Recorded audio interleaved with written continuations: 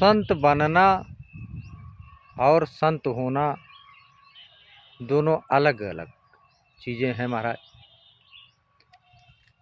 तो संत बनने में कोई कठिनाई नहीं है, लेकिन संत होने में बड़ी कठिनाई महाराज। अब बने बनाए दो संतों का उदाहरण मैं दे रहा हूँ कि लंका में संत बनते थे। जैसे रावण ने संत बनकर माता जानकी का हरण किया, और कालनेमी ने संत बनकर हनुमान जी की यात्रा में बाधा डालने का प्रयास किया जब संजीवनी लाने को जा रहे थे। दोनों का हाल क्या हुआ, कथा जग विदित है, सभी जानते हैं। लेकिन संत होना क्या होता है महाराज?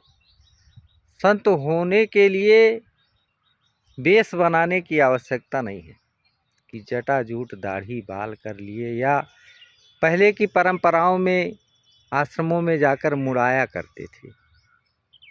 सर मुड़ा लिए, गुरु दीक्षा ले ली और संत हो गए।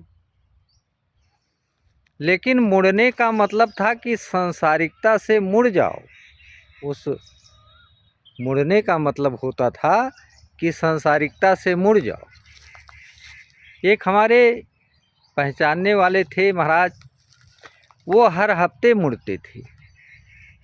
एक आश्रम से दूसरे आश्रम पे, दूसरे आश्रम से तीसरे आश्रम पे, कहीं टिकते नहीं थे। तो एक दिन हमने उनसे पूछा कि महाराज ये अलग अलग बार बार आप मुड़ते क्यों हैं?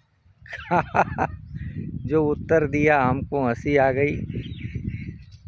उन्होंने कहा कि भैया मूड़ मुड़ाए तीन फल, तीन प्रकार के फलों को बतलाया कि पहला तो सर की मिट जाए खाज, और दूसरा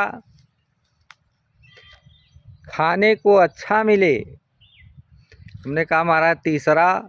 तो कहा लोग कहें महाराज, जहाँ भी जाता हूँ सब प्रणाम दंडवत करके महाराज महाराज महाराज करते हैं।